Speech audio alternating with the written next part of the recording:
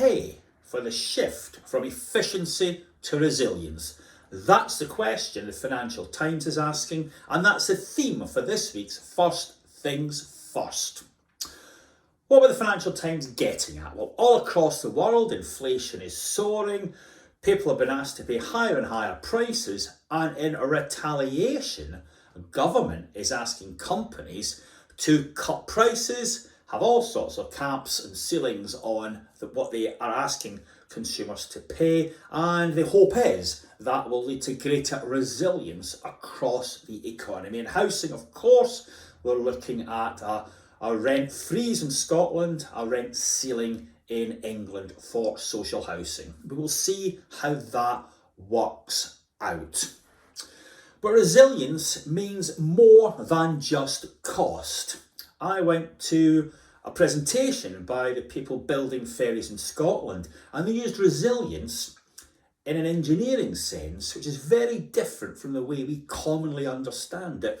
Resilience in shipbuilding is about making sure the ship keeps going, the engines keep running no matter what. So if one engine goes out, another one comes in, and you carry on your merry way. We then think about lifts in social housing, which are the exact opposite of resilience, aren't they? We tend to put a cheap lift in, it doesn't work, and we only ever in modern blocks have one lift, not two. As I say, the exact opposite of resilience.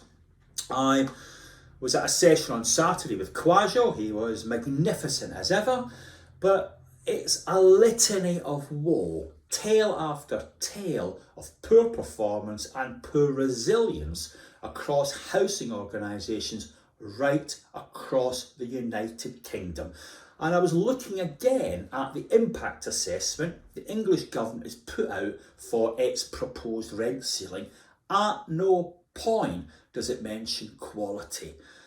Almost no consideration given to whether organisations will cut services in order to stay within the rent ceiling. And you'll have seen from the latest quarterly survey from the regulator of social housing that the amount of money associations planned to spend on repairs and maintenance in the year up to June was 2.9 billion.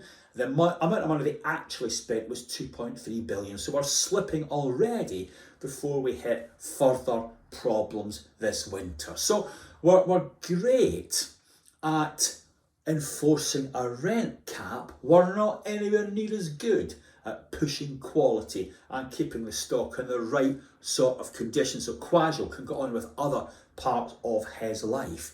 Now, I read a new book by Christian Walmart over the last week. It's a history of British Rail, and his main point is that British Rail was in great fettle just before privatisation, and then things went wrong. A key component of getting British Rail on the right footing was what they call organising for quality.